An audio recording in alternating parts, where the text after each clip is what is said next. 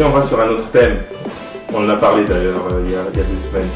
Tu as écouté le beef entre Drake et Meek Mill. Selon toi, qui a gagné et pourquoi?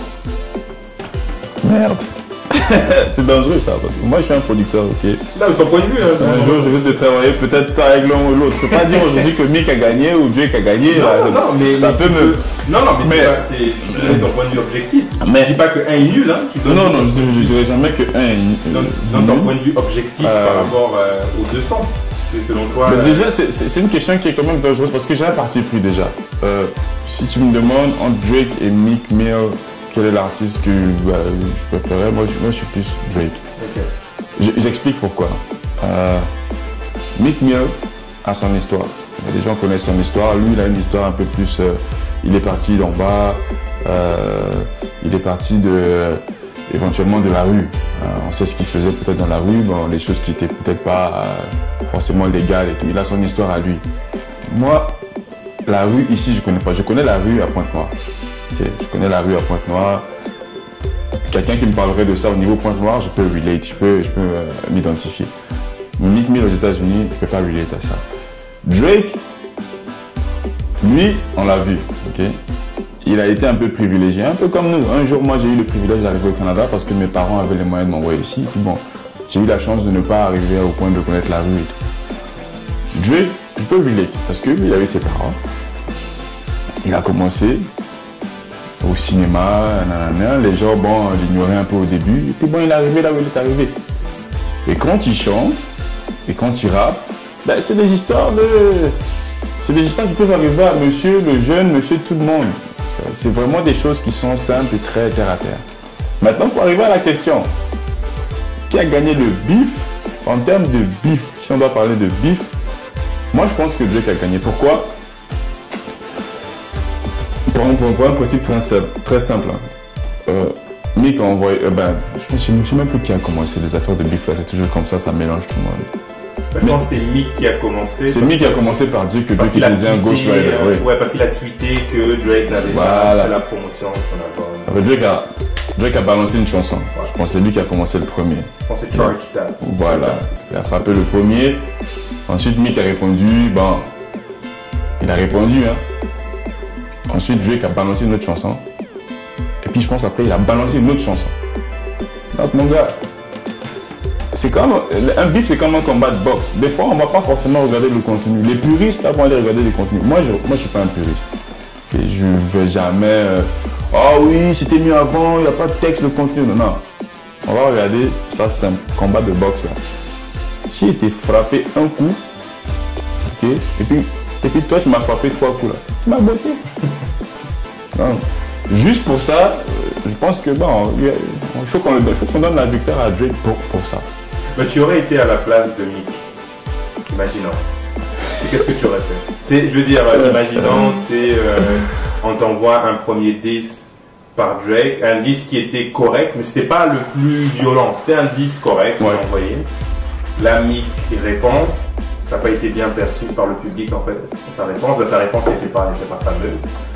Et là, il te bat. Et là, t'as Drake qui revient avec un back-to-back où là, par contre, c'est sérieux. Là, le niveau est élevé, les punchlines sont là. Toi, à la place de Meek, qu'est-ce que tu aurais fait à ce moment-là? Imaginons que tu aies eu, que tu sois impliqué dans un battle, dans un beef. Qu'est-ce que tu aurais fait? Tu aurais let it go comme lui l'a fait? Tu serais revenu avec quelque chose? Qu'est-ce que tu aurais fait en fait pour... Je pense que vu que c'est lui qui a commencé le beef, je crois que j'aurais fait comme lui. J'explique pourquoi. Je crois que sa décision, il n'a pas pris tout seul. Je pense qu'il s'est fait conseiller. Et dans ce genre de situation-là, si tu continues dans le beef, il y a 2 choses qui peuvent arriver à l'un d'entre vous. Il y a un d'entre vous, sa carrière va mourir à cause du beef. Et puis il y a un d'entre vous qui va faire l'erreur de trop. Je pense que sa décision a été sage. Et puis je crois que j'aurais fait la même chose. C'est-à-dire que bon, c'est moi qui ai commencé, c'est moi qui ai provoqué. Un de nous va devoir arrêter le truc.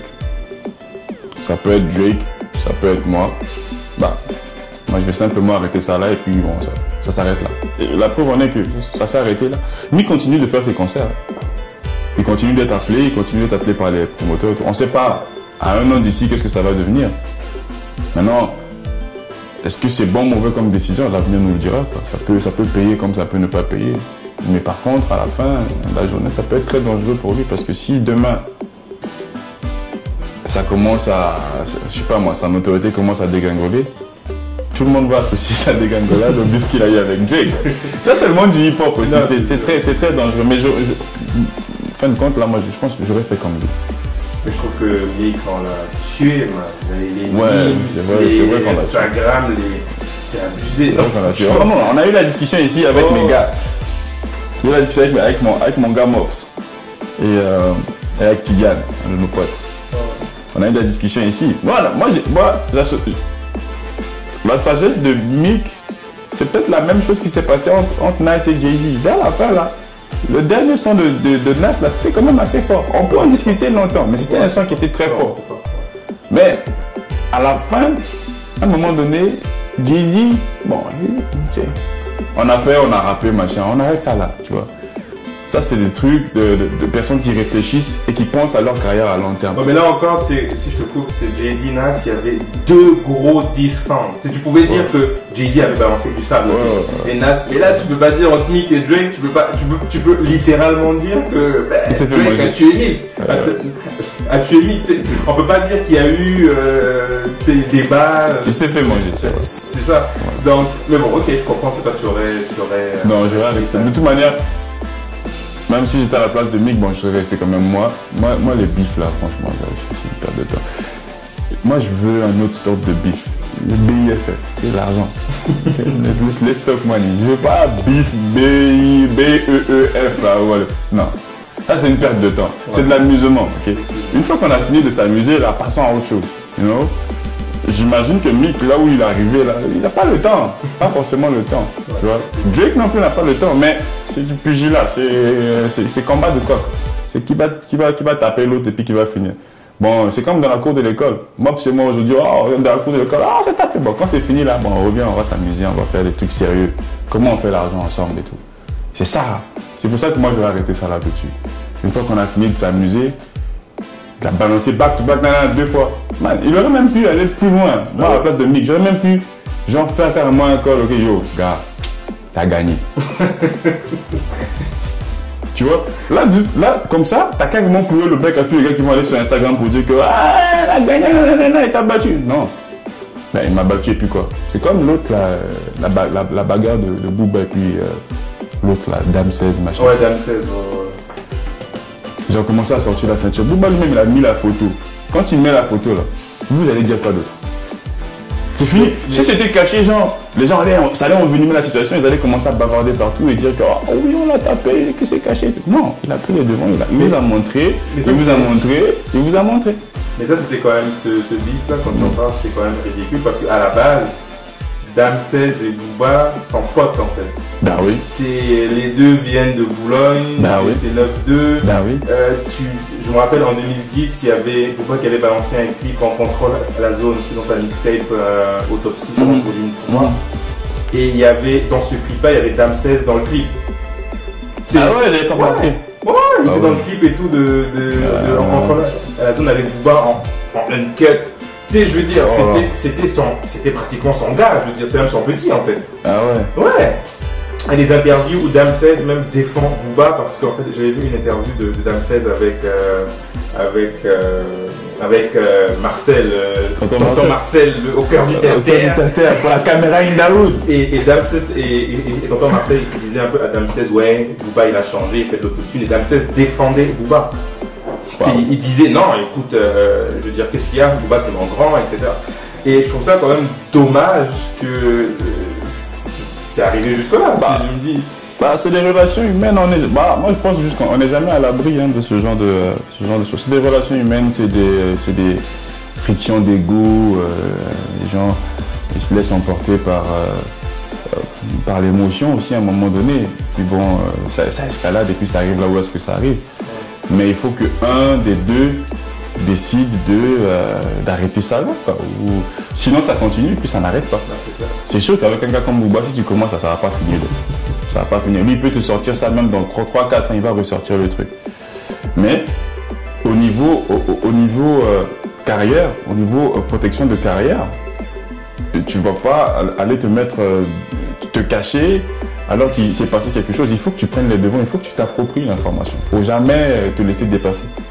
Si Damso avait sorti le tweet que comme quoi, oui, j'ai tapé Booba, Booba ne répond pas, c'est très dangereux. Alors que ce qu'il a fait, c'est génial. C'est du génie marketing, mon gars. Si, c'est quasiment de l'autodérision. Si on commence à te piquer au vif, mais tu sors ça, tu vas au vif et puis voilà. Oui, c'est ça. C'est comme les politiciens. Et moi, j'ai appris ça avec les politiciens américains. Les gars sont très forts.